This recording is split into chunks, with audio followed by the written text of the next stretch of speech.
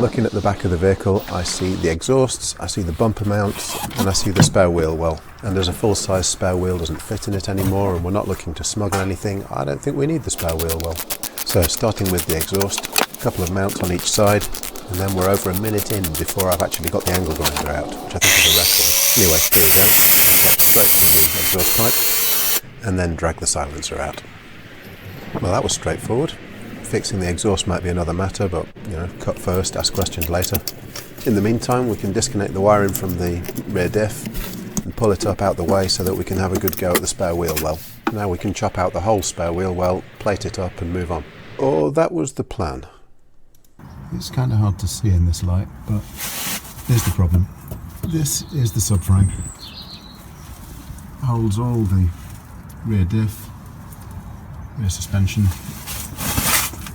and it bolts to the chassis just here on these big bolts. This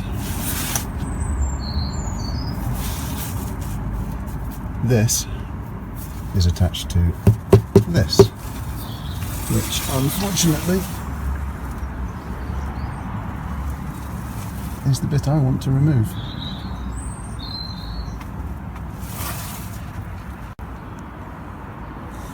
So, change of plan. I was going to cut the whole spare wheel well out. Can't do that. So instead, we're just going to cut out the back end of it so that we can still bring the rear bodywork up to this sort of level. But we leave these spot welds well alone, so the structure remains intact as it should be, but we still get the good ground clearance at the back end. So having worked out what I'm doing, now the key thing is marking it out. I used a profile gauge to make sure that I got straight lines on curved surfaces. I'm going to be cutting and folding a piece of steel to match the hole I cut out, so if you wander slightly off perfectly square, it doesn't matter all that much. There's nothing like a giant hole in the back of your car to say, oh, I've really committed to something now. Probably ought to do something about that, really. So next step, if you'll excuse my garage being an absolute bomb site, I've rough cut a piece of steel and I'm just putting a couple of folds in to match it to the contours of the spare wheel well. This is a homemade sheet bender out of scaffolding bar and scrap metal. It does the job. Really important to cut it oversize initially. So here I am marking it out so that now that I've shaped it I can trim it down to final size and shape. I still trim it slightly oversized as it's far easier to weld a small overlap than a big gap. Time to drag out the big old transformer welder and weld stuff. So the first few welds don't need to be too pretty necessarily, but you do need to make sure they put the sheet in the right place. There's sound deadening and underseal and all sorts of stuff on the steel that you don't want in your weld, so you can use the weld heat to soften them and then scrape them off. When welding sheet steel, particularly car body steel, it's really important not to put too much heat in any one place because you don't want lots of distortion.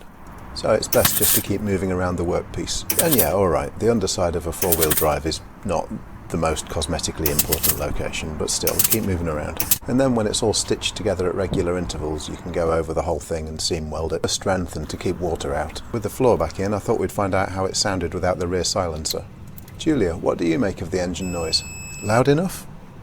Yes, it definitely was louder. I would love to put motorbike exhausts on here. It would make it really loud and people would be able to hear us coming. I could quite fancy putting some motorbike exhausts on this. Okay, of our three initial goals, we've removed the exhausts, we've dealt with the spare wheel well, so now it's the bumper mount's turn. Hey look, he's got the angle grinder out again. These mounts hang down from the main body structure and are composed of lots of layers, so you just sort of have to disassemble it piece by piece. I was struggling for access and didn't want to cut something important, so I took off the spare wheel and dragged the shock absorber out the way with the impact gun, and then I could lop off the rest of the mount. And then having done that, I'm looking to cut a triangular wedge off what remains, and this should create the departure angle we're looking for. Obviously I want both sides to match, so I've created a template out of a serial packet that I can use to transfer the measurement to the driver's side. And then I'm pressing another piece of card into the end of the cut chassis rail so that I can create a template for a replacement piece to close the hole up. There's that angle grinder again. I'm also going to include a couple of holes with captive nuts. It just seems sensible to have some mounting points onto the chassis just in case we need to hang anything off them. It'll give us access in there to spray cavity wax to prevent rust and so on. Now comes the tricky bit. As a rule of thumb, the more your welding torch is pointed upwards, the more awkward the job becomes. So this isn't the worst place you could be, but not the easiest either. Anyhow, I got around it, and then a coat of black paint to keep the rust out before tackling the other side, which, to be honest, there wasn't really a lot of point filming. And voila! So if you remember at the start of the video, the Shogun achieved a departure angle of 24 degrees, and when we check this one, we've got a departure angle of 58 degrees, which is pretty spectacular for a little coupe. Thanks for watching. If you've enjoyed what you've seen, please like and subscribe, and we'll see you in the next one.